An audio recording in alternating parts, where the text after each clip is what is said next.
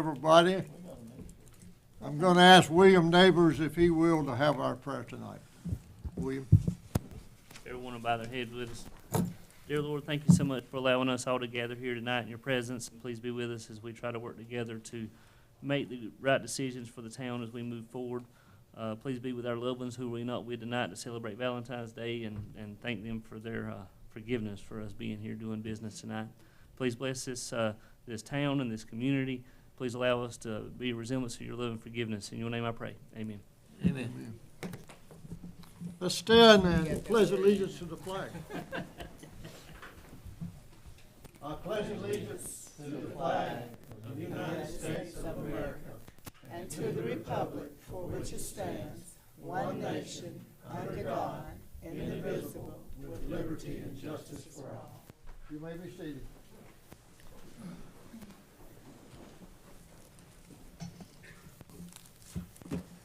I'll entertain a motion to approve the agenda as presented. I'll make the motion. All in favor say aye. Aye. Opposed, no. On the consent agenda, I'll entertain a motion to approve the consent agenda. I make a motion that we approve the consent agenda. All in favor say aye. Aye. Opposed, no. Ayes have it. Public comments. Individuals wishing to address the board are asked to provide their name and address for the record. Come forward if you'd like to address the board.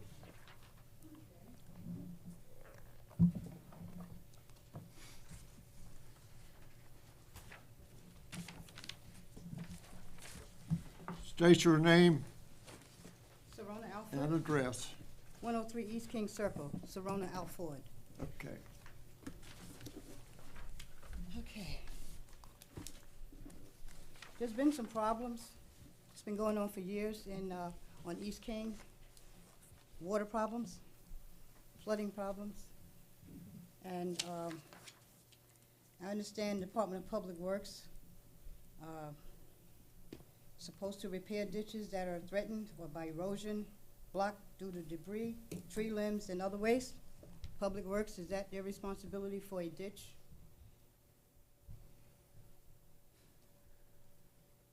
I think we have been to your property and repaired it before, have we not? It's been years. Okay. It's a problem in our community because we can't enjoy outside in the summer because of infestation of the mosquitoes that's caused by that ditch that doesn't flow. And I understand it's supposed to be cleaned out at some point. We can definitely do that. Do you know where she's talking about, Kim? I do. Yep. People have come down, we've complained. My mother's been trying to do that for over 20 years. She's no longer with us now, and my aunt who's here, Essie Mae McLean, she has a story that was told to her years ago, excuses as to why it hasn't been done. There are a few drains on that street, but the water is not directed into the drain. And whenever it rains, I can't get to my mailbox. It's just, the whole street is covered. And I'm not sure what could be done about that, but it is a nuisance. Because there are drains. I'm not sure if the drains was appropriate or what, but there are drains there. But the water's not directed into the drain. Okay. Okay. We appreciate you bringing that to us, and Kim will get somebody to take a look and see what can be done. Yeah, I see a work order in here that was from November of 21, but I will get with the superintendent tomorrow and to talk with him about it. Yeah. Okay? Appreciate it. Yeah, no problem. Thank you. Thank you so much for coming. Anyone else like to come forward and speak to the board?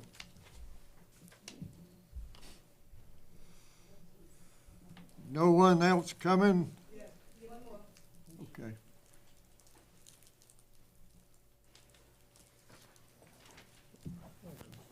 What was that address? East King Circle. 103. 103. I see Chicopee down there. They've been having a problem down there for years. State your name and your address. My name is SMA McLean. I live at 1602 Maynard Street. You know, me, I've been come to this town meeting ever since I moved back to Benson, and I still have the same problem that in our neighborhood. Now, when I speak, whenever they annex this part of Benson into Benson, the man that had that land give the town money to put curbs and gutters out there where we live at. And they didn't ever do it. Now, years ago, I spoke on it before, and they looked up the record, and they found out that the man did leave the money in the town to do this. And the town was supposed to clean that ditch out and fill that ditch in. And there's a water line right there at the foot of my property. It needed to be cleaned out. And the town put that there, brick wall there. And it's been a problem ever since I moved here. And we talked on it before. And I'm 94 years old, and I love coming back home and living there. And my grandchildren live there. And I love everybody, not mad with nobody, but it's the same problem we had. And if somebody can fix it, I would appreciate it. And I thank you. Thank you for coming and Thank bringing it to us. Thank you, Miss Essie. Thank you. Anyone else who'd like to come and speak? Nobody else coming forward? We now call on Alan Johnson to come forward and make his report about the fire department. Mayor, before he does that, can I ask a question? So you're gonna look into Yes, ma'am. that problem? Mm-hmm. And Miss Essie, I know we've cut her ditch before. We'll look into that as well. But yeah, Oh, okay. I'll get with Jeremy tomorrow. I'm actually sending him an email right now, so I don't. Oh, okay. yeah. All right, then. We're ready? Well, good evening, Mayor and Board. I appreciate you giving me a few minutes tonight. Go over our year-end report. As y'all know, you see in my month reports, fire department's been pretty busy all year. So this here touches on calls, mainly calls and some few other things. And we'll get started with that. If you got any questions, just let me know during or afterward or whatever, and I'll do my best I can to try to answer them. So 2022 year-end report. So as you can see here, wound up with 1,374 calls. That was 16.9% above last year's 1,175 calls. I try to keep the 2010 number down there just so you can kind of see where we come from. At 555 calls that particular year. So as you can see, we're trending way on up. And I can remember standing before y'all back several years ago. I think it was when we had 958 calls, saying that if we ever hit 1,000 calls, I didn't know what we were going to do. And COVID year, we were down a little bit. We didn't have but 981 in 2020. But other than that, this is our 6th year and 7th year, if you kind of count that one. So we have hit that 1,000 call mark and kept on going. Fire calls 618, that was 45%, 756 first responder calls, and that was 55% of the calls. Alan, broke is up. there- Yes, sir. Do you have a feel for why first responders went up so much in '22? Well, if you look at the times before where they were 600, or about 600 something, just the clientele, some motor population, Liberty Commons, just some of the same places we go back time and time. And then you got people that, not a lot of people call 911 one time in their life, but there's some people that we go to multiple times, just depending on their ailments and what they, whenever they call 911, how they deem the call and what they call EMD to call, and then if they send us or not. But that's the biggest of it. I mean, just first responder calls. Throughout this whole, have y'all been running as a certified first responder agency the whole time since 2010, or did Well, we started before then. I just kept that one. We started 2 years before that, I believe. Okay. But when we started then, we were running second duty code 3 calls. Okay. And then in evidently 2011 is when the county changed it, said everybody running first front calls is gonna run this type calls.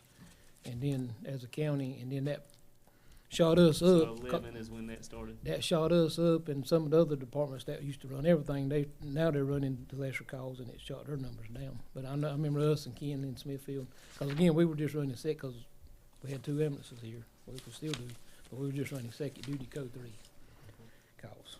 So then Dr. Hartman, when he became the medical doctor for the county, then he done a kind of a standard and saying, this is what he wanted everybody that was running to run. All right, so this is the kind of broke down per month. I know if you look at that on the right column, every month of the 12 months last year, we had 100 calls or more, with the exception of 1 month, August, we had 99, so we were pretty close on that. I thought September was really busy, in which it was, with 142, and then we ended December with 149 calls. And that's just the breakdown of each one of them. This here is just the stats that breaks the calls down even further into what type of call. Obviously, you done saw the 756 on the medical calls, MBAs, 151 motor vehicle accidents, some dispatch canceling en routes, 92. Public service, that's kind of 3 or 4 different categories rolled up into one. Fire alarms, 38 emergency medical. That's pretty much the code blues or go do CPR. Some of them were a couple of different types, but that's the way they were coded out. Structure fires, 34. That was ours and what we run mutual aid to. So it just breaks on down, to keep getting less as they go on. The natural vegetation, 29. But the, lockout, 16. So that was either dogs locked in the car, or children locked in the car, or adults locked in the car that couldn't get out. So that one's always something, too. So I wanted to point that one out for the grand total down there. This includes mutual aid calls as well? Yes. Do you know how many were mutual aid? I got a slide on that in just a minute. Okay. Yes, sir. 180, I think, to be exact. All right. And then this breaks down calls, Monday through Friday, 8 to 5. Then fire calls, it shows that 44% of our fire calls are Monday through Friday, 8 to 5. First responder calls, 56%, 55.9. And then calls all other times. Fire calls all other times, 45. First responders is 54. And calls run all other times is 862. So then a little more breakdown. So in town, 61.6% of the calls were in town. And then 527 were out of town. Out of town's our out of town district, our out of town Harnett County district, and also counting mutual aid calls.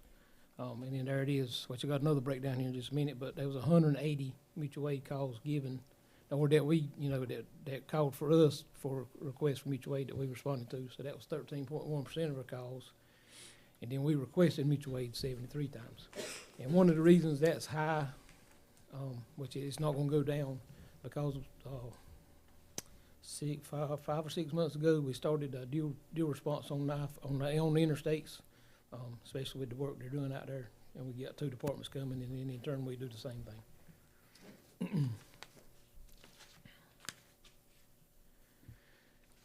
Year in on total man hours documented on calls was 5,241, and then training 3,412 in-house, 855 out, for a total of 4,267 hours for the total man-hour trainings. So this here is just kind of a overall snapshot of our district. We covered 27 square miles. This includes the town of Benson, our Johnson County Banner District, and our Harnett County Banner District as well. Average response times, and this is day, which is Monday through Friday, 5 minutes and 18 seconds. As y'all are aware, we started with the 3 engineers, which puts 1 person there 24 hours a day, 7 days a week. So in December, I just done that in red, so we improved from 5:18 to 5 minutes and 8 seconds in December. So that number you want to see continue getting better. But again, we only started that, I think Andrew started in September, and Tyler and Austin started in the middle of November. The weeknight response was 741. That got down to 645 in December. So again, that's still, getting better. The average weekend response was 711 with 539. So I hope you can see that having somebody at the station 24 hours a day, 7 days a week is getting us out the door quicker and getting us on the scene quicker. So overall, average total response time from dispatch to first unit arriving on the scene for all calls, and that includes mutual aid calls, calls inter-district, mutual aid includes everything, is 6 minutes and 28 seconds. And I wished I'd went back and looked and compared that to what last year's was, and I didn't even do that to see what it was, but it should be, should be better. So this averages from the fire marshal's office, and it includes all calls during all times of day and night. Overlapping calls. This one here always is very interesting to me because it keeps overall going up each year as well. So this in 2022, our overlapping calls, meaning we're on a call and get dispatched out to another call. And we were 271 times we were on the call and got dispatched to another call for 19.7%. And then I just averaged up the last 7 years, which that's when I've been keeping up with it for a total of 14.1. But again, you can see with the number of calls we're running, we're getting more of the what we call overlapping calls, and that number just keeps creeping up too. 19.7%. That's a pretty good amount to me. And then here's the one that breaks down the mutual aid calls that you were asking about. So of the 180 mutual aid calls done, we responded to 42 times. Blackman's Crossroads 46, Meta 29, Four Oaks 28, Elevation 18, West Johnson 3. We responded to Plainview 9 times, Coach Grove 3, and then Cleveland 2 times. And then again, we were requested mutual aid 73 times. Is that kind of what you were looking there? You got any particular questions about any of them, you think? I just know there's some stuff in the news about Blackman's right now. I wonder Yeah. how that's going to affect us. Do you So- see that affecting us so- anyway? So for this whole past year on Blackman's Crossroads, we responded for a total of 46 times. Now, if I had to guess, maybe a half a dozen of them we would have went anyway. But since we started doing, the departments around Blackman's are doing automatic mutual aid on all call, don't matter first responder call or whatever. So we had a total of 46 times down there. So that obviously has helped shoot our numbers up some too. But wouldn't you say that figure on the 46, the Blackman's Crossroads, really has happened mostly in the last 6 months since you have sat down with them and No, I mean, it's the whole year. And I say that to say because we've been doing it now for 19 months. So we've been doing it over a year. when did you finally tell them that Four Oaks was doing it and we would do it and Meta overlap? This May will be 2 years ago we started it. Really? Mm-hmm. Didn't realize that. Yep. This May will be 2 years. Does their decision at the county affect, do you think we're going to see a positive or negative effect on as many calls as we go out in that direction based on what that county decides? Depends on which way they go, and they're still up. I don't think they're going to do anything to the end of the fiscal year, which will be the end of June 30. So I feel like they'll keep all the automatic mutual aid responding then. But if anything happens above that, then I feel like they'll take us off. If it, every which way they wind up going. So I don't think after June 30 we'll be doing automatic mutual aid. Let me ask you a question. Yes, ma'am. When you have the overlapping calls, do you have enough people to cover both calls? I'm thinking overlapping means you're one place and get a call and go somewhere else, Correct, right? and that's very, very correct. A lot of times, if we are on a call, there'll be one or two more hanging around the station. They can take the other call. If it's first responder call, same thing. If it's a bad wreck on 95, or if it's a house fire and you get another one, a lot of times no, but there'll be some mutual aid departments around that can go and handle that call as well. 'Cause that does happen. So, to my knowledge, we've not missed one yet. That's, like I say, when we're here.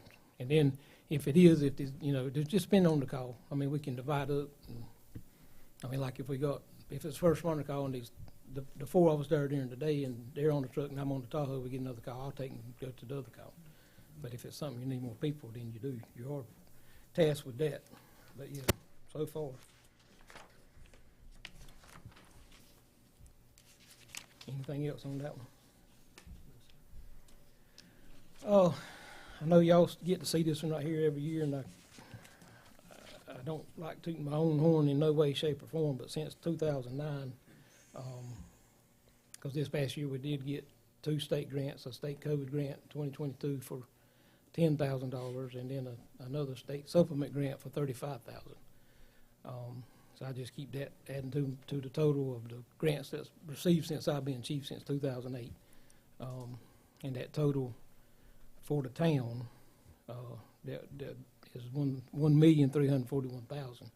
And you can see the number to the left of that, it's actually costed the town $102,000.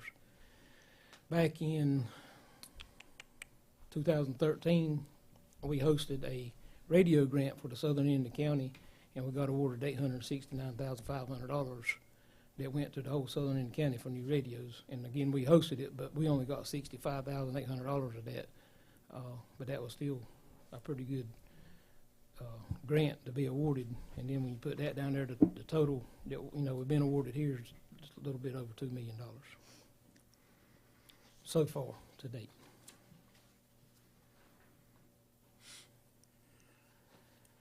So just to kind of end a couple more slides here with what's going on in January, that's kind of what I captured. The very first week of 2023, first 7 days, I was just messing around on Freedom and looked at the numbers in the whole county. And this is real data, y'all. It ain't nothing I made up. But we were the busiest station. And when I say station, Clayton's got 2 stations, Smithfield's got 2 stations, Northside and Cleveland. And these other departments got more stations, but they're all in one. I mean, like 5210's got stations 1, 2, and 3, but they keep up with it all under one code, one run number. So these have 2 stations and to keep up with them separate. So we were the busiest station the first 7 days. We had 35 calls, and you can see the rest. Clayton Station 1, 34, Smithfield with 31, 5210 Station 1, 2, and 3 was 4th with 26. Cleveland Station 2 had 25, and Clayton Station 2 had 25. And then Selma was 6 for 2021. And again, that's real numbers. Now, that don't include mutual aid calls. I think we had 2 or 3 that had that, but I'm guessing everybody did too, so, the numbers were being about the same. Back up on that. I know all of those departments are full-time staff with a full-time crew, other than 5210. Are they 5210, yep, they got four they're people, full-time. four people every day. The thing, Clayton Station, well, they got 2 stations. Clayton Station 1, they got 4. We got 1 full-time person, 24 hours a day, 7 days a week. Clayton has got 14. They got 2 engines, a ladder, and rescue staff, plus a battalion chief, 24 hours a day, 7 days a Current week. daily staff is 124, and how many, 8 to 5? And then myself full-time, two more part-time. 2 more. Yeah, so there's 4 of us during the day. So, but that's real day. So everybody on there's got 24 hours a day, 7 days a week coverage. And we're the only ones that's got just 1. Correct. And just so happens, Engineer Austin Pope's here with me tonight because he's on shift tonight, so he wanted something to do. So on January the 5th and 6th was a C-shift day. And this is some of that real data again. After 11 p.m. at night and before 5 the next morning, he responded to 4 calls between 11 and 5. So he got up 4 times. Well, I think 2 of them were kind of close together, so he might ain't gone back to sleep yet on that one. But that's real stuff right here. As a volunteer, the combination department with the volunteers, we can't expect the volunteers to get up 3 or 4 times a night, or even 2 times a night, and then function the next day at their regular job. So this is just something that I wanted y'all to see. And then picking on Austin again, on the 27th of January, on Friday, we had 15 calls in 19 hours. Now, one of them was like an hour before he got there, so he actually had 14 calls on his shift. But that was one Friday, 14 calls in one day. And again, that's the dates and the times and what kind of call it was is all over there. So, I mean, like I say, that's real stuff. And I'm afraid, now every day's not like that, every week's not like that, but it's happened and so I tried to capture it just to show y'all, to share with you, and I can only see it continuing, if that's fair to say. How are we doing on staff and on the volunteers? Right now, we got 11 openings. 11 open? We put one guy on last week, and don't have anybody else coming. Matter of fact, we put on a sign yesterday, volunteers needed, you know. Any other questions of Alan? That was it. Thank you, Alan. Yes, sir. Thank y'all. Well, first of all, Mayor, I just want to congratulate you. I think it's a wonderful job because you have really gotten a lot of money for the town. So I want to congratulate you Well, thank you. on the behalf of this board. We appreciate everything that you do. Yes, ma'am. We've been very fortunate, and I'm very blessed to be able to, be a part of it. Well, So- I know y'all. And so obviously, busy, I 'cause hear couldn't. that thing all the time. Well, obviously, I couldn't do it without y'all's support here. So, So we appreciate it. yes, ma'am. Thank you. All right, Mayor, I'm ready. Come forward, Greg. Now have the report of the police department.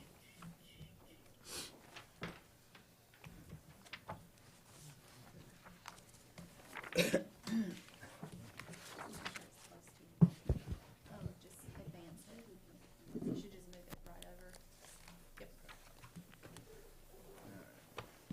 All right, good evening, Mayor and Board of Commissioners. My purpose tonight is to give each of y'all a brief snapshot of what we did for the 2022 calendar year.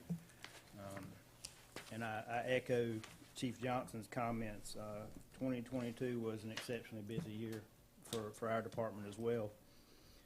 And I'll touch on that a little bit later in the presentation. As you all know, engagement with the community is a big focus for us. It's one of the things that I truly believe in. During 2022, our officers participated in 11 town-sponsored community events and 12 agency or locally organized community events. And that breaks out to an average of almost 2 special events per month that we were involved in.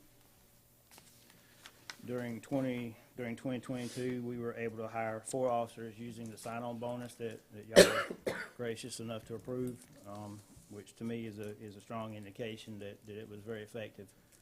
And we also hired 1 police trainee who successfully completed BLET and is currently working for us. And then during 2022, we faced supply chain issues just like everybody else. We weren't exempt from it. As you recall, we placed an order for rifles and ammunition in 2021 and finally received them in like August of last year. And then Dodge canceled our vehicle orders, and we had to scramble to find replacements for those, but we were eventually successful with 2 Toyota Corolla SUVs.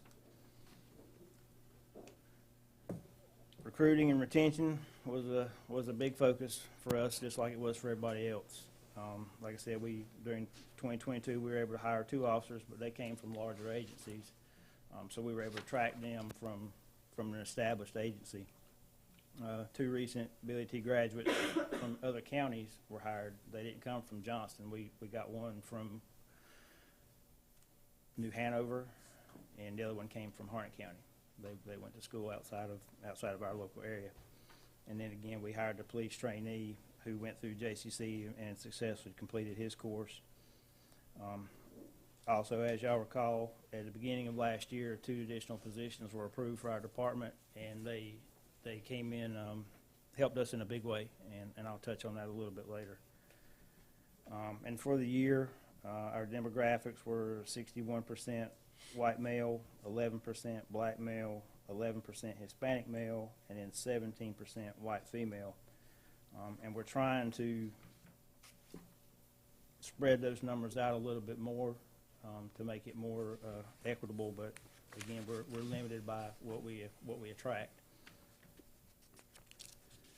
These are some of our accomplishments for the last year. We received a $24,000 grant from the North Carolina Governor's Crime Commission, and we've already put in a purchase for an additional speed trailer and radars for some of the officers. That should be in probably next month. We did a redesign of the uniform to utilize cooler and more durable clothing and lighter weight duty gear to try to take some of the stress off of their hips and their backs. We established a bicycle patrol team. We hosted a blood drive for National Police Week, which I thought was very successful with 30 donations received. We hosted 2 welcome back events at both of our schools on the first day. We held 5 Coffee with a Cop events. We did our 2nd annual National Night Out in the Grove, which I thought was extremely well received. And then our officers volunteered at the community Thanksgiving meal, the Christmas closet. We hosted the Cops for Kids toy drive, and which resulted in almost 600 toys being given. And we participated in a career fair at Johnson Community College that was called JOCO Works. For 2022, just like the fire department, our total response has increased dramatically. We responded to 7,621 incidents, which was an increase of 24% over the previous year. Our incident reports increased by 4% to 2,113. Our arrest reports increased by 4.5% to 222. Our citations jumped dramatically 49.5% to 809. And then our motor vehicle crashes reduced by 6.7% to 198. Our total use of force for last year were 7. The total that were consistent with our expanded use of force policy were also 7. And our percent of arrests that involved the use of force were 3%. The total number of complaints that were filed or internal investigations that we initiated was 8, and 7 of those were sustained. And then our officers completed 504 state-mandated training hours and an additional 1,665 voluntary training hours. As we go into 2023, we have some goals that we're striving for. We've applied for a $32,000 grant from the U.S. Department of Justice that will potentially fund crime scene processing equipment and potential overtime costs for targeted patrols to address violent crime. We've also applied for a $25,000 grant from the North Carolina Governor's Highway Safety Program to fund impaired driving detection equipment and potential overtime costs for targeted speed and accident reduction patrols. And what that's talking about is basically alka sensors, the portable breath testers. We've applied to participate in the International Association of Chiefs of Police Law Enforcement Family Support Program, which provides technical assistance in establishing programs that will enhance our officer and family wellness. And then, after a lot of talk, Friday Night Hoops is being rebranded to Friday Night Sports, and we'll include activities and games geared towards younger participants. The basketball is the focus of the middle school and up crowd, and we want to attract the elementary age, so we're going to include kickball, wiffle ball, and stuff like that to try to attract them more. And then lastly, we've had some discussions about a new program, and it's going to be called Catch and Release with Benson Police. It's going to be April 29th, Busby Pond, which is on NC Highway 242 North. And the premise is we're going to invite a bunch of elementary and middle school age kids, and we're going to take them fishing for the day. We're partnering with the North Carolina Wildlife Resources Commission. They're going to provide like the rods, the reels, all the equipment that we'll need. And we hope to be able to get, like some snacks and drinks that may be donated or at least able to purchase at a reduced cost, so we can, give them maybe like a bag of chips or something around lunchtime and a bottle of water. I got the idea from a friend of mine who's a chief in another town. They hosted an event there, and it went extremely well. And I thought it was a unique and a good way to establish relationships with these kids in a casual environment, and hopefully just have a good time with them. So if y'all have any questions, I'm available to answer them. Your increase in the percentage of calls, Mhm. is there anything, unlike the fire department, they're more easily broken down, I Yeah. think, than the police. Is there any one thing that you feel like you're responding to that's a target area for us that we're seeing a huge increase in, and as far as problems, or are most of your calls just like nuisance abatement, or is it legal infractions that you see right on the rise in certain areas? I would say it's probably more spread evenly about. There's really no one call that had a dramatic increase. It was just the sheer volume of requests. And that's where those 2 additional positions came in, so they proved to be so beneficial to us. It spread the workload out. So we weren't, running call to call or having overlapping calls like Alan. We had the personnel available to us. I know we've discussed several times as a board certain problem areas, I guess, throughout the town. Have you seen any kind of change in any of those areas at this point in time? Are we making any progress at all in any of those certain areas that we've discussed? Yes. Okay. Other than that, I congratulate everything you're doing in the community, and I'm very supportive of that. So Thank you. Keep it up, good job. Chief, how is the, I know we increased the force, and you were the full, Mhm. and we sent some of them to school. How are you standing right now? Currently, we have 2 vacancies. Okay, so we had them filled, and now they're gone. Yeah, Okay. for the last half of the year, we were fully staffed. I think from August through December. At the end of December, we had one resign to leave law enforcement entirely. Okay. And then earlier this year, we had one that left to go work for the sheriff's department.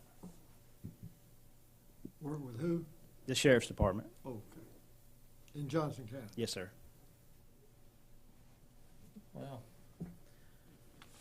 I think, do you have enough supervisors that are working with the younger guys out there? Well, I mean, you could always use more. It can't hurt, but I think we're staffed at a point right now where nobody has, they're not overwhelmed by the number of people that are reporting to them, so they can pay particular and special attention to the guys that they're working with. Yeah. I knew a couple of times y'all had been short Yeah. as far as supervisors go, and I just don't want to, we don't want to get in a bind on that. I agree. And I do want to say thanks to some of your officers that have gone out of their way on, I made it a point to talk with them. When Carly C's and Food Line and these places, my business is closing at 11 o'clock.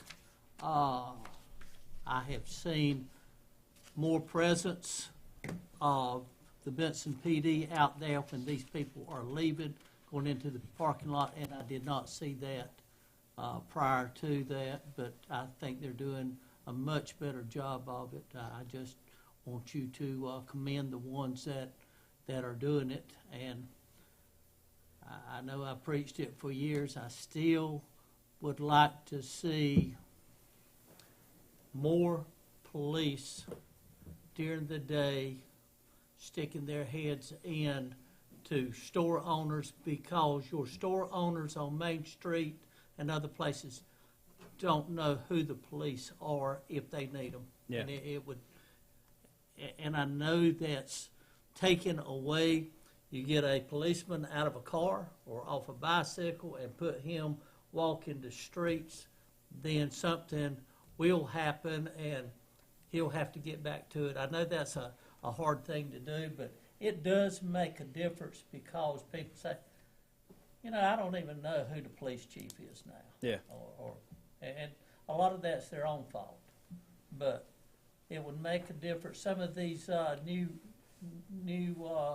guys and girls, they do a good job with what they're doing, but I would like for them to be recognized, a little more PR work, Yeah. maybe on Main Street. Yeah, I agree. But good job. Thank you. Chief, the two openings that you have, are they, sign-on bonus positions or? One is and one is one not. That's why I was wondering if all Yeah. of them are sign-on or? No. Just a few. Are you finding that people do want position? Because I know with some jobs, even though a sign-on bonus is available, some people don't want it because they have to sign a contract. Have you found that to be a problem here? I haven't so far, but we just started this last year. But I do know that does exist. You know, people don't want to And that hadn't to been tie a themselves problem down. So far.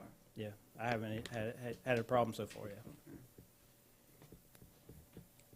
Any other questions or comments of the chief? Just, I think you touched on it with William, but some of the problems that we looked at, and we're Yeah. still continuing with that, right? Yeah, there's an update pending on that. Good deal. All right, thank you all so much. Thanks, Greg. We're now going into the public hearing arena. The first one will be RZ 2023-01. Come forward, Aaron. Thank you, Mayor. Good evening, Commissioners. All right, we have two legislative hearings this evening, two rezoning requests to amend the zoning map. Like I said, this is a legislative decision, so you will be looking at the reasonableness of the request. Is it consistent with the adopted plans and policies? Is it in the public interest as far as safety and the welfare of the common good? Anyone wishing to speak this evening will not be held to testimony, so they do not need to be sworn in. They'll just state their name and address for the record. Another note about the legislative hearing, we are looking at all of the uses. This is a general rezoning. So we're looking at all of the potential uses within the zoning district. So the first request we have is located on McLam-Tart Road in our southwestern corner of the town of Benson. It is located within our extraterritorial jurisdiction. The applicant would like to rezone two contiguous parcels of land on McLam-Tart Road, totaling 13.9 acres. It's currently zoned B2 neighborhood business. They would like to rezone it to B3 highway business. Currently, the properties are vacant, unimproved. They were used for agricultural purposes, but right now they do not have any current active uses on the site. The owner is Camco LLC, and the applicant is Andrew Roadman. So you see on the screen that you have the zoning map, what the current zoning district is, B2 neighborhood business. The surrounding uses in that area consist of residential, and there are some commercial uses that front on US Highway 301 South. These two parcels are less than a mile, about 0.2 miles from 301 South. Some notable activities, you have the Chamber Park located in this area off of J. Lee Road and McLam-Tart.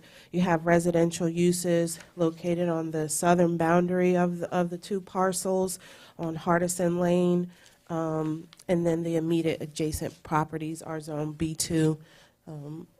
All are currently unimproved surrounding the site. The future land use map also identifies this area as suitable for commercial.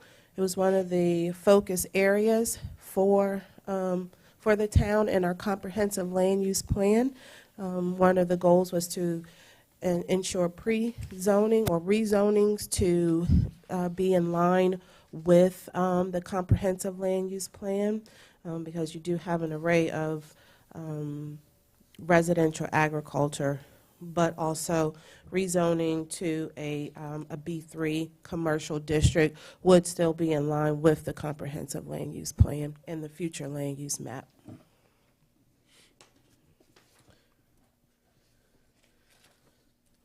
So some of the uses that are within the B3 district consist of child care center, nursing home, technical trade school, contractor's office, general retail.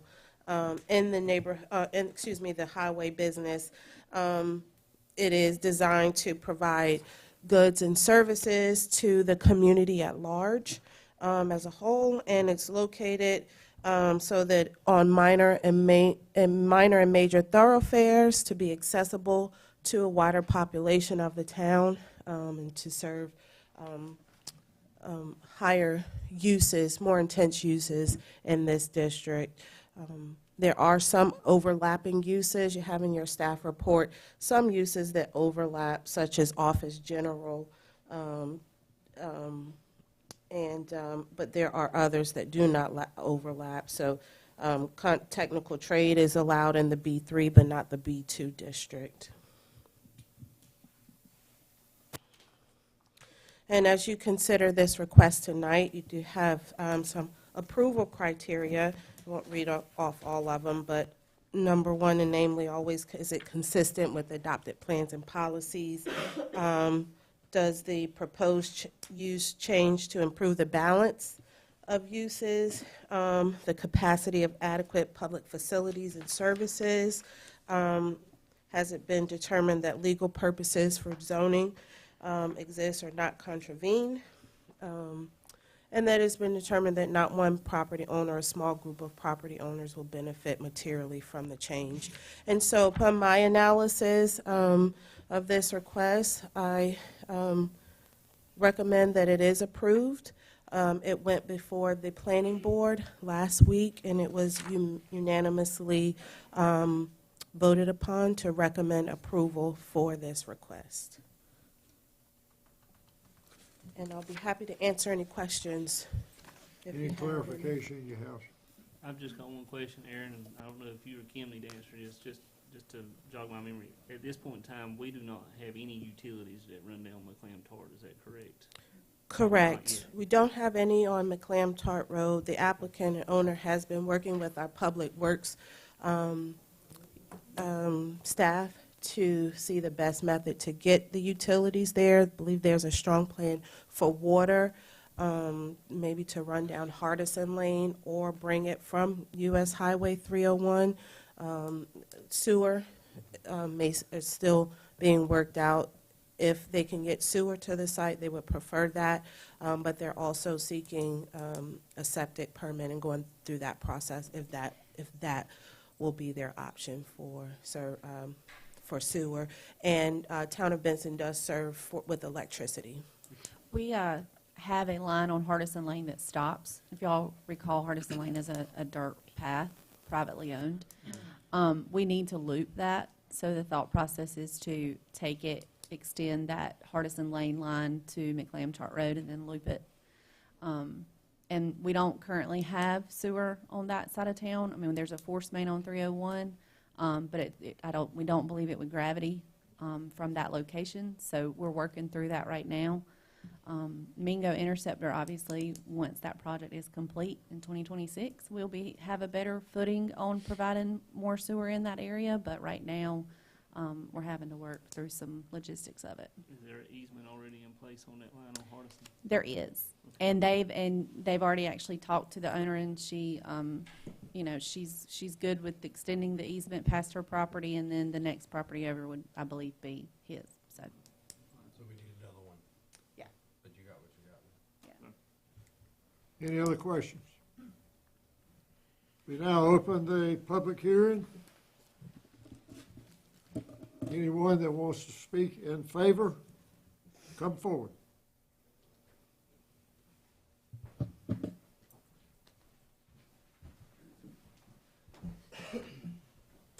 Hey, it's Andrew Roadman, 1150 Dune Road in Benson. Obviously, I'd like y'all to approve it, but I think it would be beneficial to the town of Benson. We'll be bringing local jobs keeping local jobs.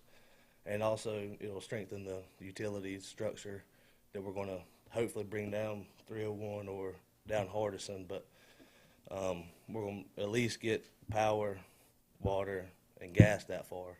And then obviously we'll work on the sewer part of it. But I think it'd be beneficial for the town to approve.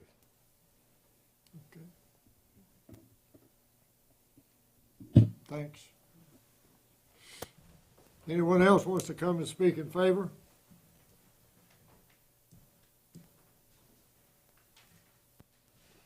Nobody else coming forward on favor? Anyone that is opposed, come forward. Anyone that's opposed, come forward. No one coming forward, we close the public hearing.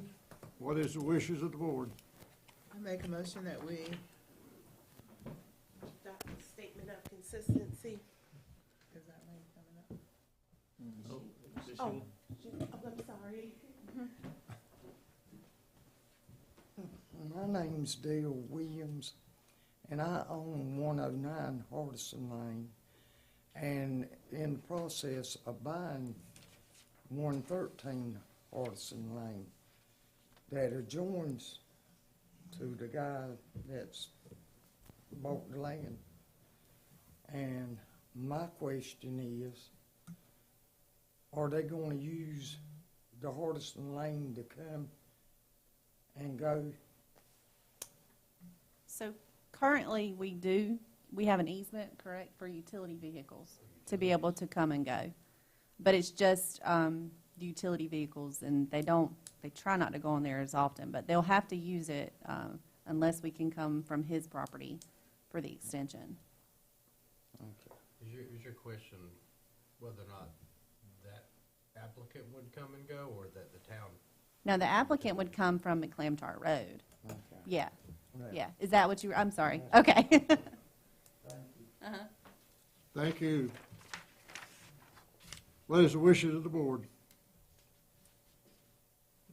I will continue with my motion.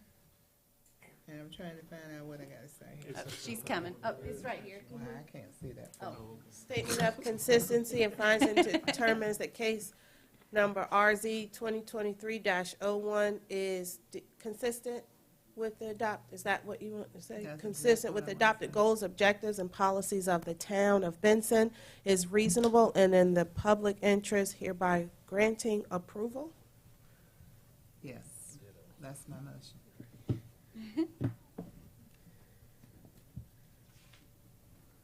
You want me to say that? All in favor, say aye. Aye. Opposed, no. Okay. Making sure there wasn't something else off the rabbit. I was just wanting to make sure you you agree to You got what. it. That's what I want to say. I don't have to do it. My focus is this one. That's good. All right, thank you. So the next request that we have, we're going, Hang on. He needs to repeat. Mr. Mayor, I'm sorry. the next case, RZ 2023-02, the property owner in that case is a client of my firm, and the applicant is an employee of my firm, and so I would request, it's inappropriate that I vote on this, I request that the board would vote to allow me to recuse myself. Any questions you have? All in favor of him recusing himself, say aye. Anybody that's opposed, say, okay.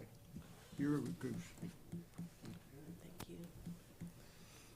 All right. Okay, RZ 2023-02. Okay, so moving 301 north, right off of West Hale Street, within our corporate limits of the town.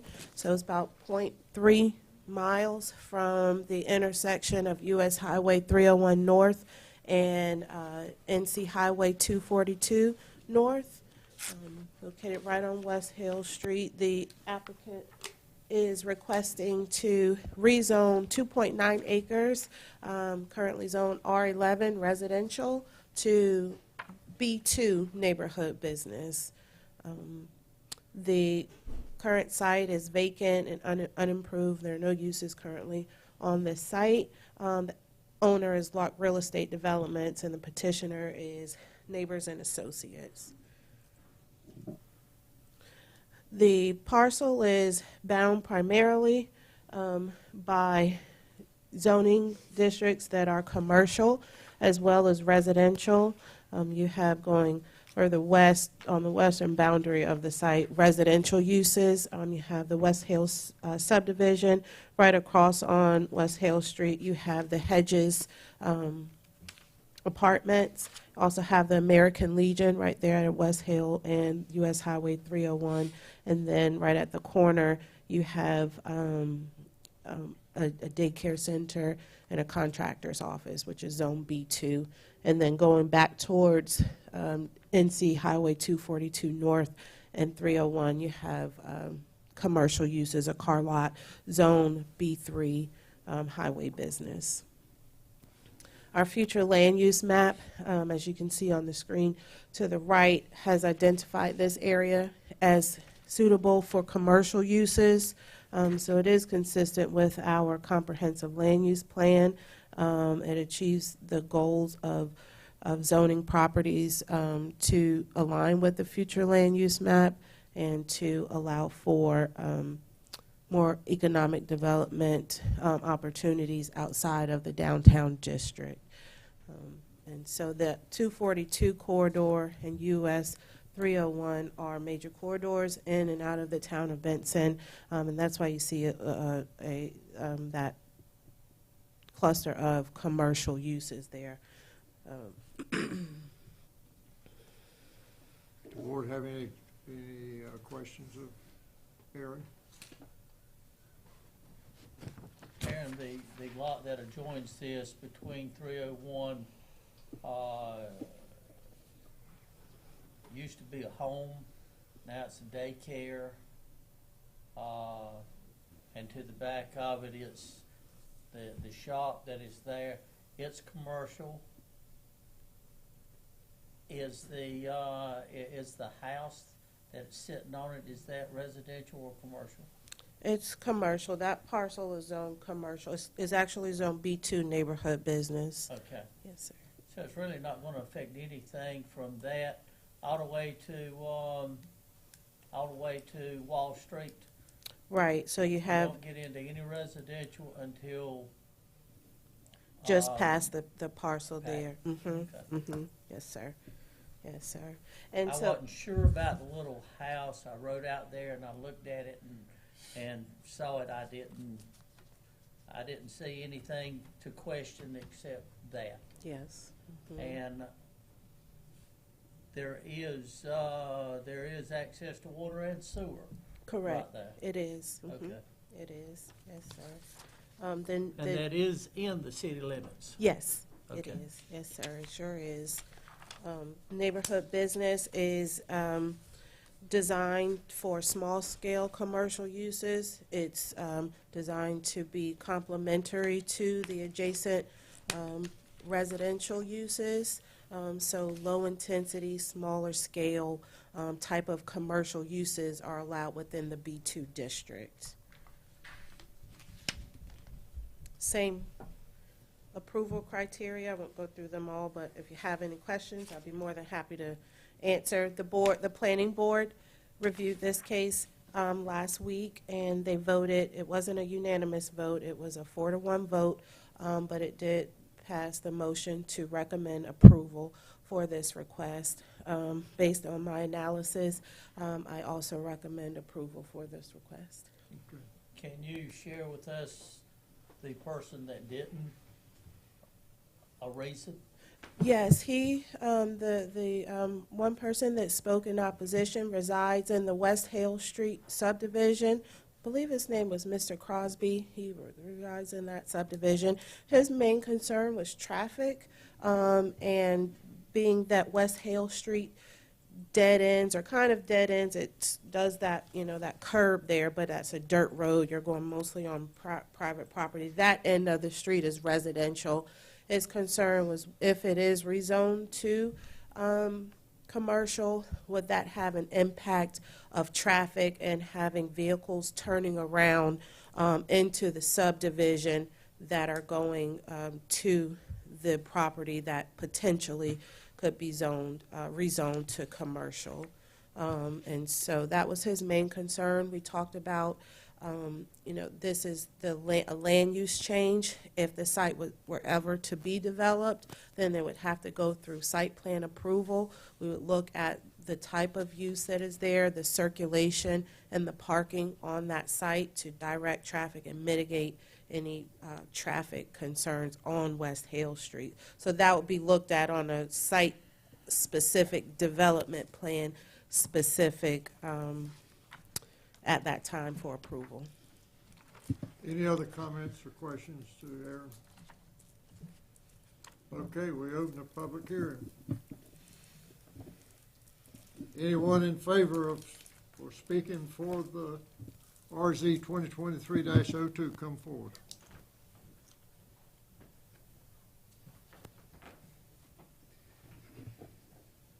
I am Rebecca Neighbors. I'm a real estate agent with Neighbors and Associates. Address is 104 East Main Street, Benson.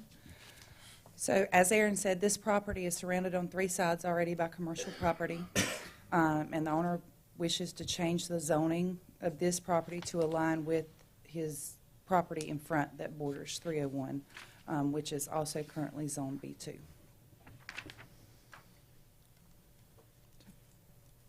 That's it. Any questions? Okay. Anyone else in favor of? Come forward. No one else coming forward? Those opposed, come forward.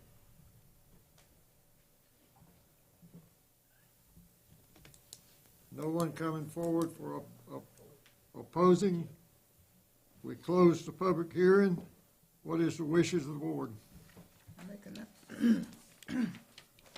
Using my current or past statement, I make a motion that we approve.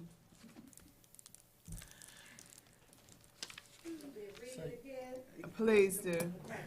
The Board of Commissioners adopts the statement of consistency and finds and determines that case number RZ 2023-02 is consistent with the adopted goals, objectives, and policies of the town of Benson, is reasonable and in the public interest, hereby granting approval.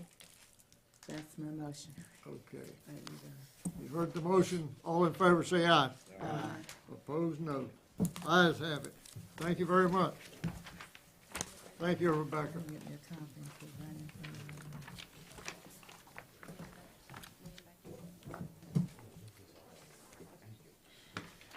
for Matt Smith.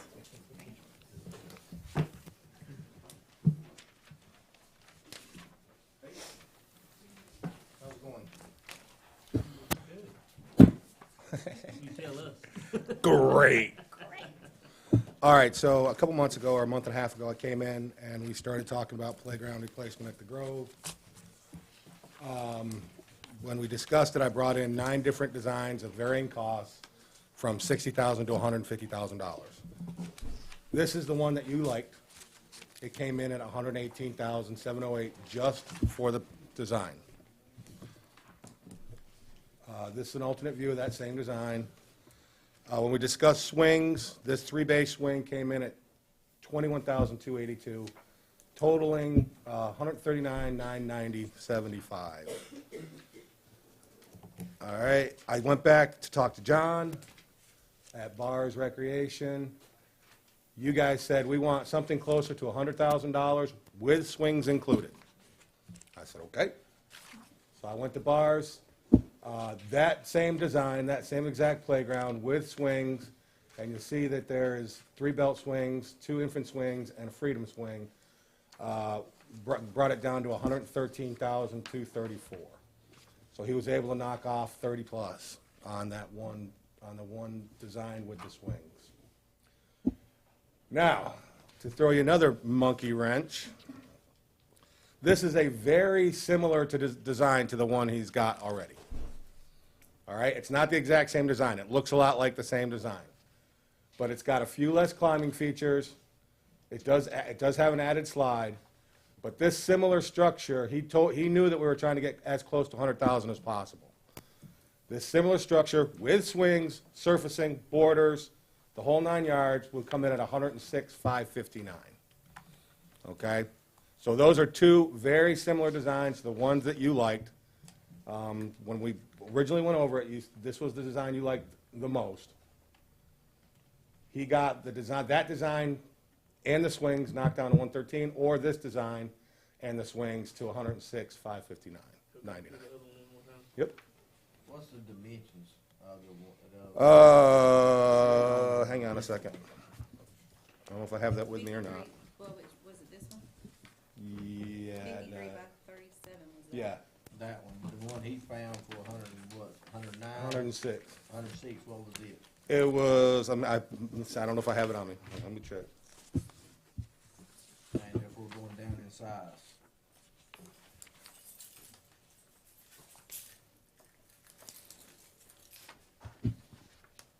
Let me get my glasses.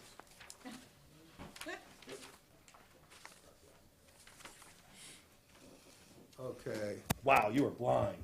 I was gonna say, how's that? 94 feet by 37 is what he's got on that one. 94 feet? By 37, and this, So it's the twice. same exact size was 94 by 37. They're both the same. Oh, this one says 53. This one says 53. Oh, then I'm wrong. What? Maybe it's t-shirt, it's not 93? And that's the ASTM use zone. I guess that is, That's included in this. that's including the swing set. That's including I'm the sorry, swings. yep. Okay. You add the measurements to the 53 to include the swings.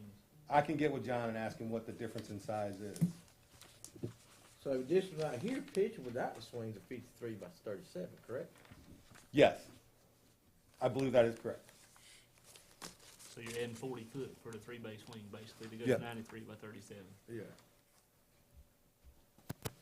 But that's on the more expensive one, right? They say he's got the same use zone on both of them. 94 by 37 and 94 by 37. So we're If you looking- look back at this one, is there a little pointer on this? Yeah. Is it the little green thing? Yeah. I don't know if it's hard to see. What do you want me to point to? You got, You've got a few less of the climbing features on the next one. Okay, there is an added slide to the other one. You see that some of those climbing features are not there. There is a smaller slide that's added on that one. I think it's that one right there. So you're giving up $7,000 worth of climbing features. Go back to the previous slide. Oh, what? That right there, is that netting going all the way up to enclose it? No, I don't believe that's netting. I'd have to see exactly what it is. It looks like netting though. it looks Talking like about it is. going right through here? Yeah, that looks like it is. Wonder how long that's gonna last. I don't think it's netting. I'm not netting that you're thinking. But it could be like a metal mesh. Oh, right here, it looks like metal mesh. Okay. This side of it. So I it's know not what that by is. looking at it, it looks like a netting. They kinda don't, deal. I would be extremely surprised if any playground manufacturer puts netting on anything. Okay, so when I first started looking at playgrounds, $60,000 was my target. The advisory board said put examples together of 60, 100, 150, which is what you got last time. The town board asked me to get close to 100,000, which I did. So I've got 60,000 budgeted for this particular project. We just put in an open space grant of 21,566. Nothing ever is an absolute, but I've never applied for that grant and not gotten it. When you add those two together, you're looking at 81,566, leaving roughly 25,000 for the $106,000 design, or 31,600 for the $113,000 design. We talked about possible donations and naming rights, and when we discussed this the other night at the advisory board meeting, they believe that $50,000 would be the appropriate price for naming rights, but that is not up to me, that's up to you. What are you looking to do tonight, Kim? Buy a playground. Huh? Buy a playground. From what y'all can see, the prices change Yeah, every day, every month. So he's got these locked in until, 30 days, and we've got, once we say yay or nay we want it, it's gonna take a minimum of 8 to 10 weeks just for delivery. That's not including installation. So the 60,000 is. What I had budgeted originally, when I was, my target was $60,000 for a playground. So that's what was going, you said look for a $100,000 option, that 60's going to that $100,000 option. And now he's got We also- 20,000 towards it. We also sat down and went over the naming rights, just like we did at Viz Park. We had to put something out there because there's some interest that, of people that wanted to, donate some big bucks, and we had to give them something for the bucks, so we had to keep it pretty well like we did Viz Park.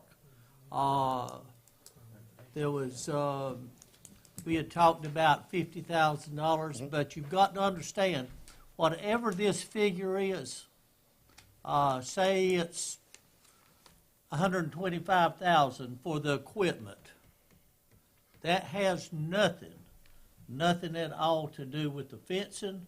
That has to be put around the back of it to keep it off Parish Drive, and also the tree removal. Now, I think you're already. I was just going to agree with you. That this does not include tree removal, this does not include any kind of fencing. I think Kim is already working on some parts of the tree removal. We have got pine trees that are huge, that they're going to have to be removed, and some of them are growing right in what we've got right now. We even looked at using swing sets that we've got out there. They're in fairly good shape, but it takes up so much space with what is already there, and they're not going to last. I mean, they've been there forever, and we've changed they've changed the chains and the seating about every 4 or 5 years. But if you want one park with everything that you're talking about putting in it, the figure that you approve tonight or don't approve tonight has nothing to do. You can probably put another 25, maybe 30,000 to get what you want. And we're not talking about the design of the equipment. However, Talking about just putting it there. but if you're saying that if we go with the 113 option, that leaves the town, if you can secure the 31. donor 31,000, you Right. feel like you can still meet your $60,000 budget that's already been approved? Yeah, to that would be do everything? 60 the budget, 21 from the county, or 21.5, it's 21.5 and change Right. from the county, and then that remaining would either be a donation or another grant, or, And that would which be- grant aren't, they're not the easiest things to come by, but, I mean, you can get them. But that would be 100% of the project, basically, if you added your $60,000 budget plus the 21 plus the No, 50. that does not include the fencing or the tree But removal. there's a $30,000 gap right there in your budget. So you've got 21 in the grant. Yep. You've got 50 from a donor. That gives you I haven't got anything We from a don't donor have yet. a donor. Okay. We do not I have a don't donor have yet. anything. Okay. Do you feel like you can secure? If he had a donor, he wouldn't have a gap. He wouldn't have the gap. Right, there'd be no gap. Well, I think But at we've least- raised some money now. That's always come through when it's for the children. Right. That's How you why. gonna bring people in? That Well, is a good question. I think you can. Well, let me tell you something. We're the only grove in the state of North Carolina that has as much visibility to people riding through. There's so much going on, and it was just like what I used to preach to the old board about getting the ball fields and the field houses, whatever we need to do, because they're one of the few organizations that actually brings money into the town. This isn't going to do anything but do the very same. It's going to bring more money. We have got, okay, our fields are fixing to be opened up. How many tournaments right now do you have scheduled coming up? 32. 32, and each tournament brings in, guesstimate. Depends on the size of the tournament, the amount of fields being used, the amount of teams coming in. Minimum 15.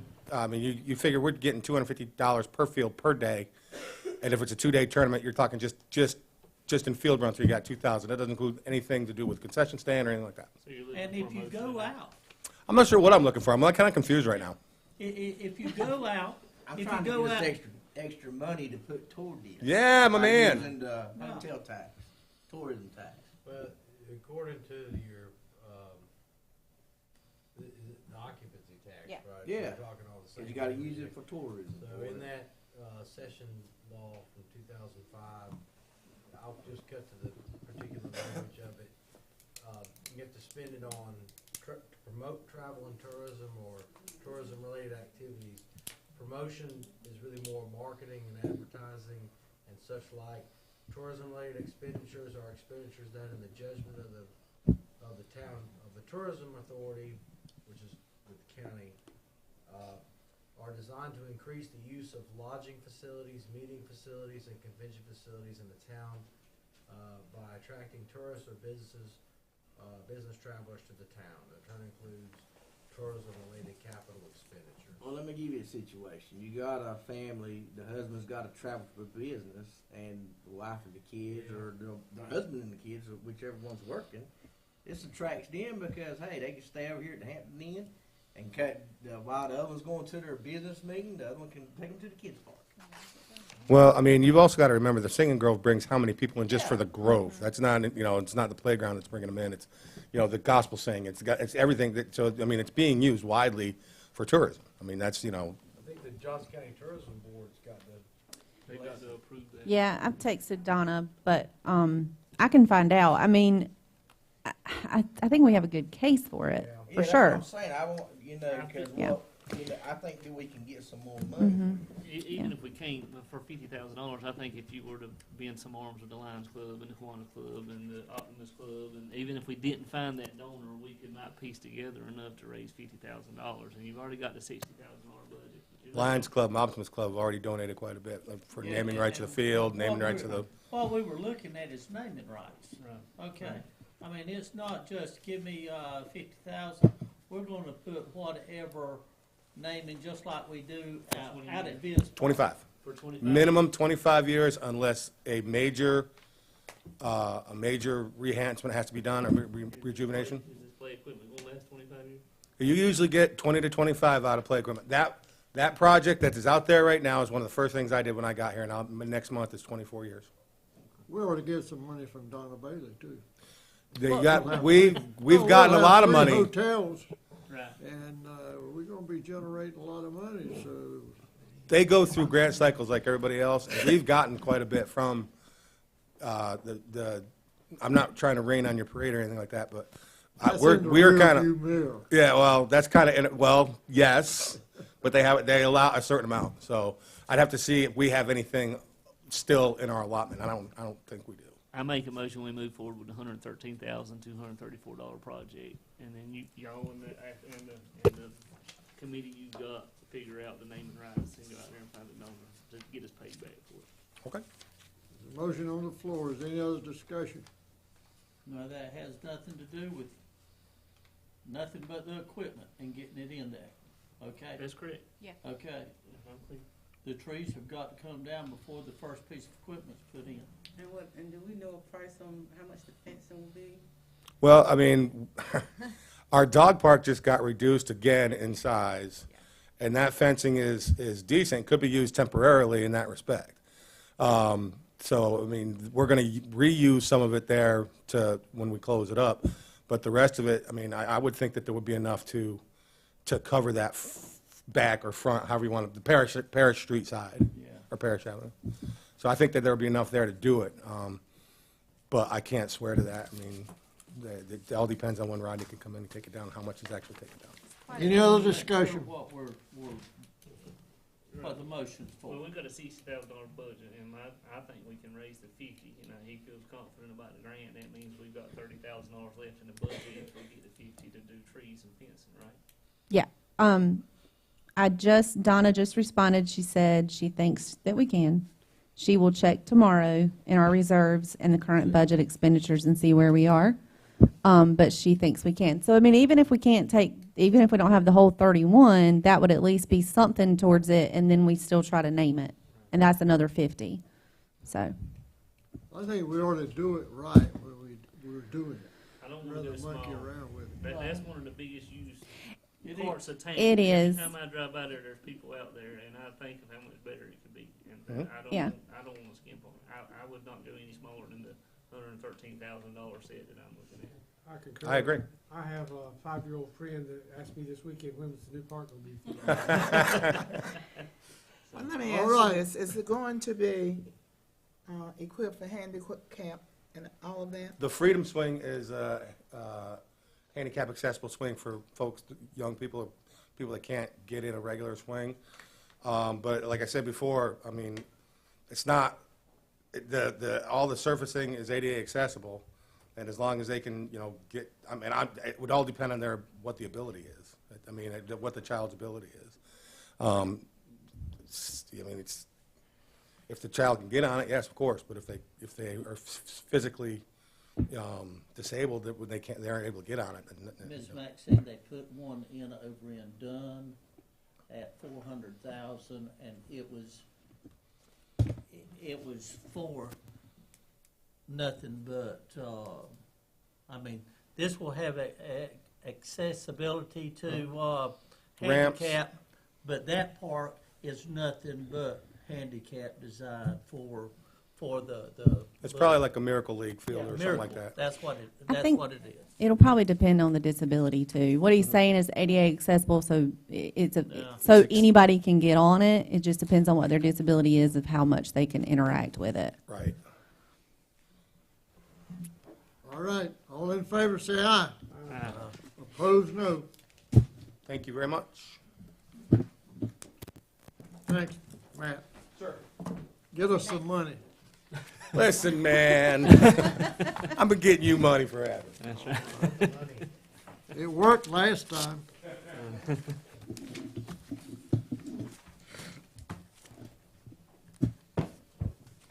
Okay.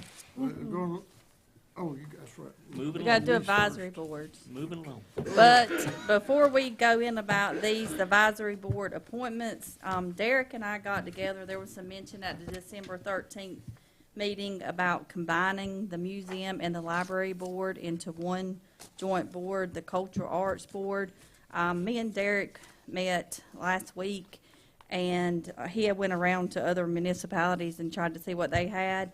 And he would like to have a 7-member board total with 5 adults and then 2 student members, maybe one from Benson Middle School and one maybe from South Johnston, because he said he would love for them to be on it because they would have new ideas. And so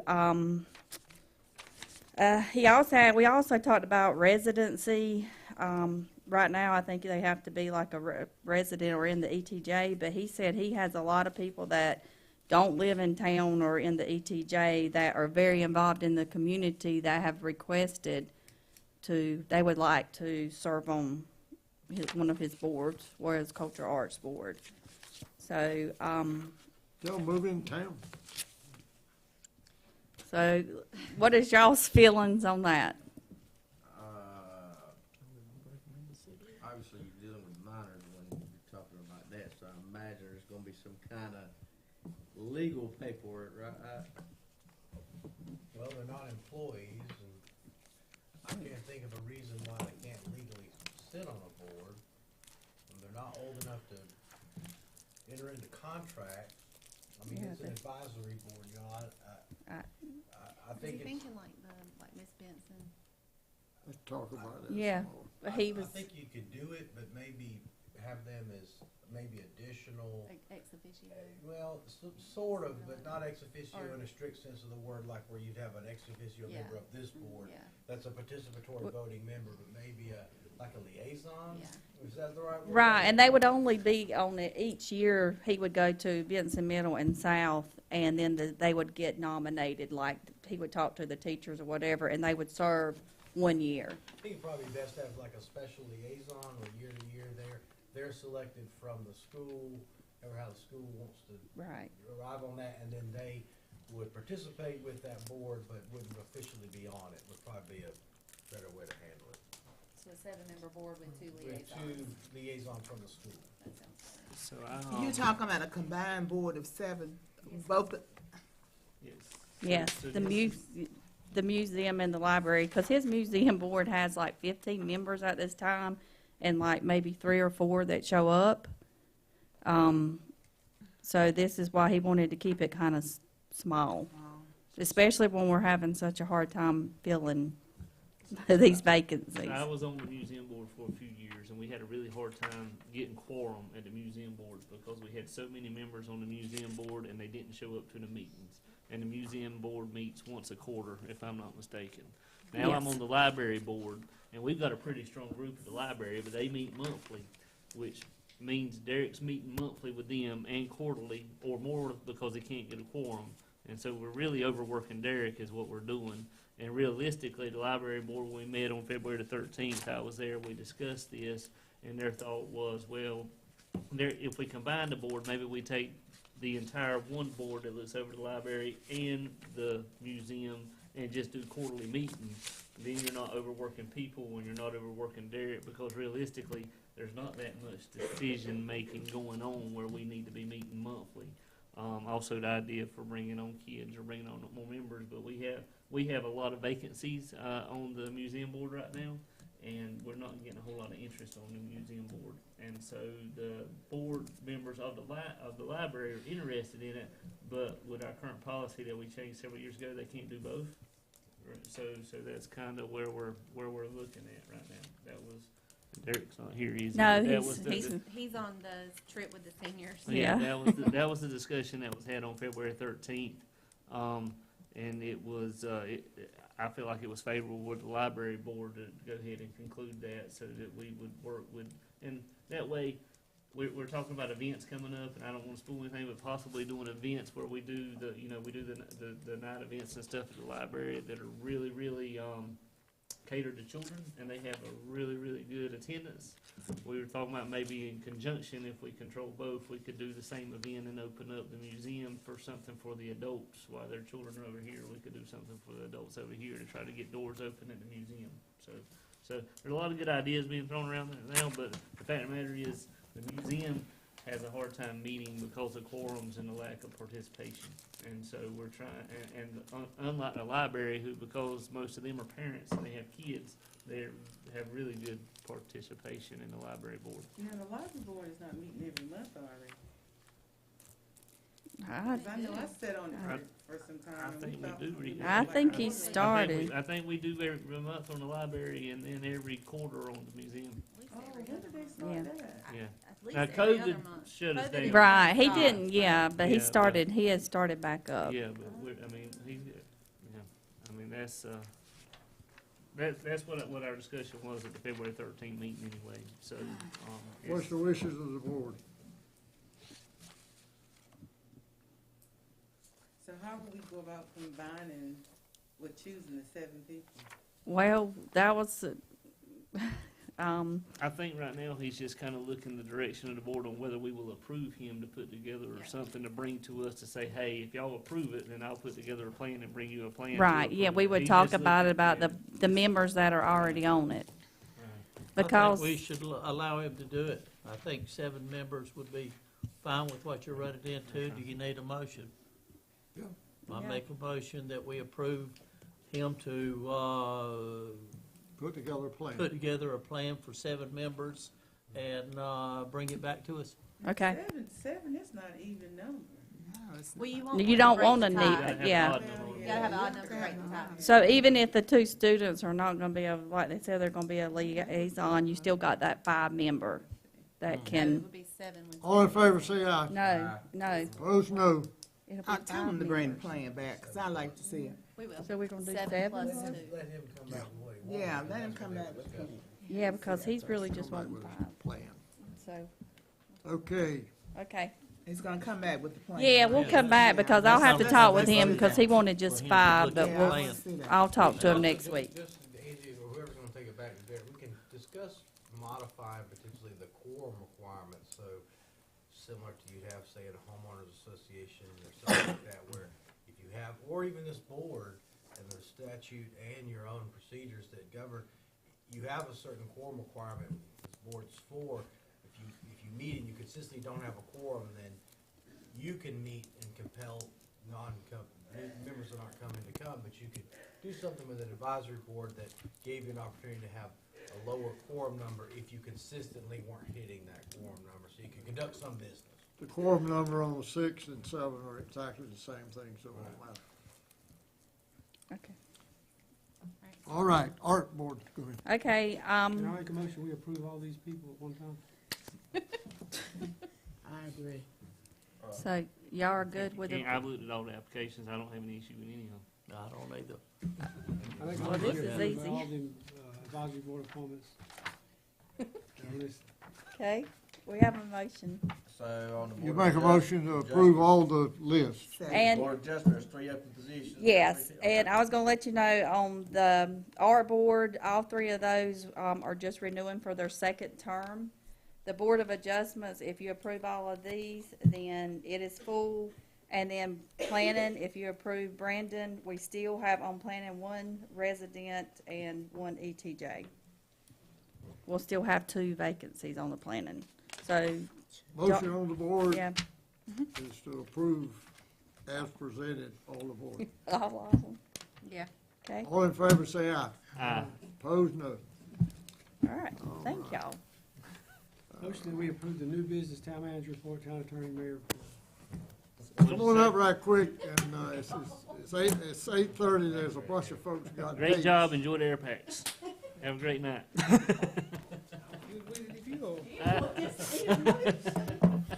All right, man, say it right quick.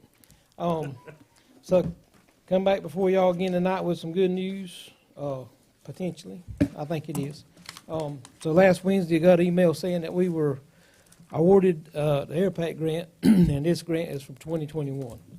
Now, and the awarded amount, the amount that applied for was $121,795. They done an adjustment, and the awarded amount was $116,760. So with that being said, again, they got behind, a little behind on the grant awards. So as we all know, in the last 12, 18 months, everything's gone up. So the next day, of course, I talked with Kim, but next day I went ahead and put out to the vendor, how much were our packs today. The allotted amount at the time that the grant was written for AirPack was $6,985 per pack. She come back at like $10,000. So I told her where we were faced at. This was a grant award from the year before. And so as the last email I received today, she had got it down somehow to $9,150 per pack. $9,175 per pack. So with that being said, she was hoping to receive back another email today with a little bit of less funding or amount for their pack, but she emailed me about 5 o'clock and said she hadn't heard back. The person was out today that had to come up with that. So going off that figure with the difference in the 16 pack, so the question was also asked, well, do we have to get what the grant was wrote for? And the answer is yes. If we put in for the grant the need for 16 air packs, that's what's awarded. So that's what we have to get. We can't take that same money and just get 12 and call it even, because that would be breach of the contract with the award amount. And we're also getting 10 additional face masks. Now this includes the air pack. I know somebody knows what I'm talking about. Air pack with 2 bottles and a face piece. So with that being said, we're in the $9,000 range. You times that by 16, and we're up to $146,800 with a difference of $35,040 roughly.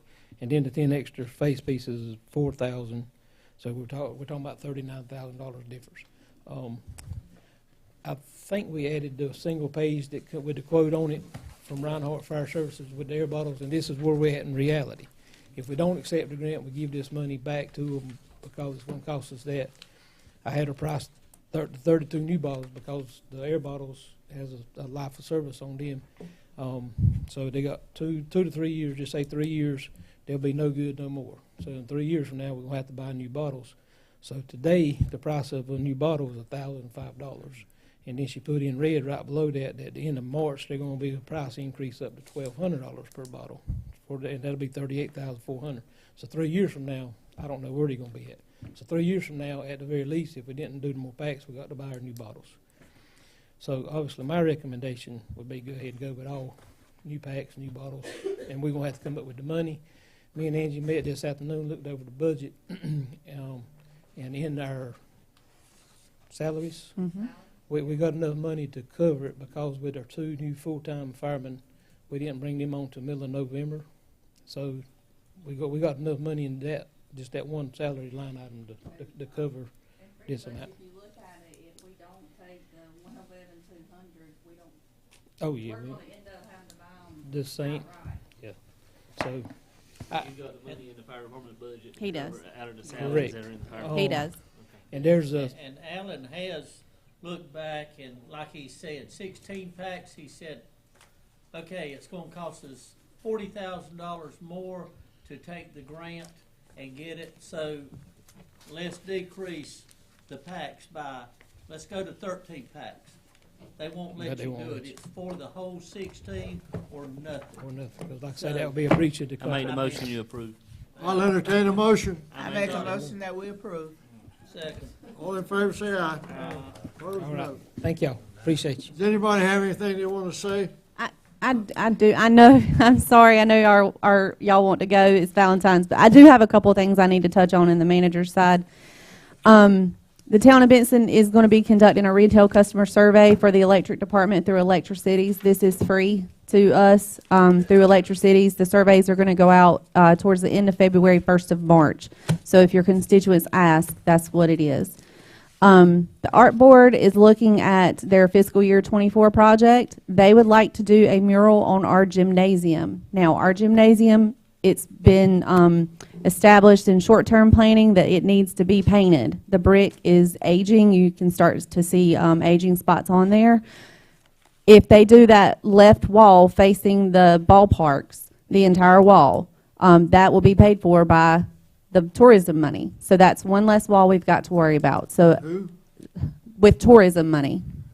So the art board just wanted to know that you guys would be okay with them starting to look at murals for that wall. You would have final approval. We're looking at doing like a sports mural, something that kind of would bring that whole community park together with the different sports that are available, that are offered through Parks and Recreation. So I just Wall facing the parking lot. Yep. So I just need like a head nod from everybody that y'all are okay with them moving forward. Okay. At the last meeting, there was a mention about updating and approval of the transportation study. The original study was done in 2019. It is recommended that they are done every 5 years, and we are coming up on year 4 of that study. So we contacted Ramey Kemp, and we have 2 options. The first option is to since then we've had a comprehensive land use plan study done and approved. So it was their recommendation that we would add in that information from the comprehensive land use plan, look at the original recommendations from the CTP and update them, take it to the board. It would take 3 to 4 months. The cost is $33,000. The second option is to do the same thing, but have a steering committee again. Since you're nearing year 5, go ahead and have a steering committee, do your public hearings. That would take 5 to 6 months. The cost of that is $52,000. Staff has talked about it internally, and although we agree a transportation study is needed with everything else we have going on, we have a UDO that's about to be presented and approved.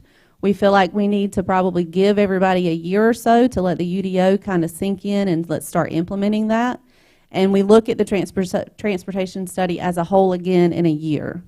But no approval needs to be done, but I just kind of wanted to give you those numbers I feel tonight. like we got stuck with that $90,000 we spent. I Well- tell you that. I wouldn't want to give them one dime out of this place again. So we can look at, too, putting it back out for bid. But they did finish the project. The board just did not approve They it. finished the project, it was never approved. Right, it wasn't approved. Moving on, state funding has the DEQ state funding, the $22 million, the budget has been approved. You all have a copy of it on your desk. It was, it was sent in on Monday at 12:01. Ken Poling looked over it before, and he's the guy we had to send it to. He looked over it before I sent it. I sent it to him like in a draft. He said it looked great. keep in mind that this is going to have to be a phased project, and this particular, what you see in that attachment that I gave y'all, it's about 12 pages front and back. It is only the upgrade of the plant. It does not include the discharge point. So when y'all look at those numbers, understand that we still don't have an official discharge point, and we're looking at least $14 million more. So just keep that in mind. If y'all have any questions, y'all know how to get in touch with me. Reminder that the Town and State Dinner is Wednesday, February 22nd at the Raleigh Convention Center. I have registered myself, Mayor Medlin, Commissioners Chandler, Holly, Neighbors, and Rayner. So just keep remind you of that. Black History Celebration is February the 26th at the American Legion Building from 3 to 5. The board retreat is Friday and Saturday, March 3rd and 4th at the Fire Department. Ms. Holly and Mr. McLam, I gave y'all the draft copies of the agenda, so if y'all are good, I'll send that out to the board by the end of the week. It has been asked of me to also ask, since we're meeting this week, we have a meeting slated for next week, and we have a meeting the following week for the board retreat. You are going to see each other at the Town and State Dinner. Do y'all want to have the meeting next Thursday? Because we'd have to have the agenda packets out to you by Friday. No, I make a motion that we cancel that meeting. Any other discussion? What have we got coming up on that? Right now, the only thing that we had slated was a presentation of the ADA plan, but we can move that to the following regular meeting. Okay. We don't have any engineers or anybody coming in? No, because they're coming March the 4th. Give us update, March 4th. They're coming March the 4th to the board retreat. Okay. Yeah. All in favor, say aye. One more thing. No. Sorry.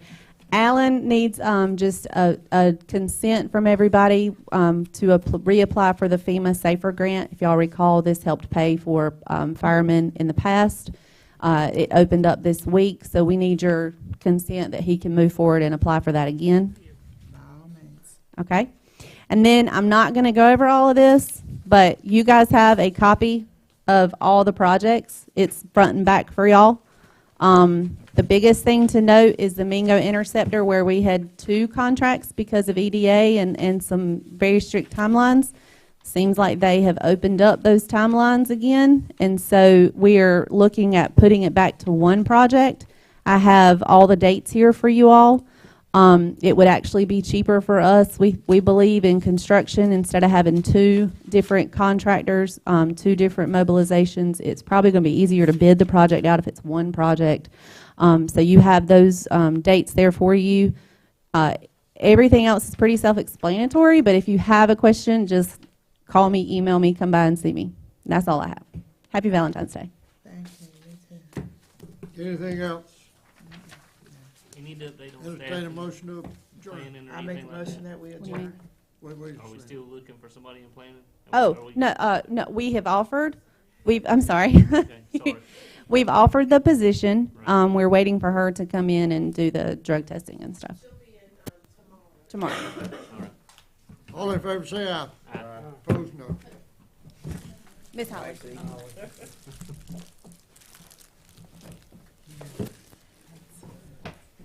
Steakhouse is probably still open. I hope so. I heard you put in that little spin. Will.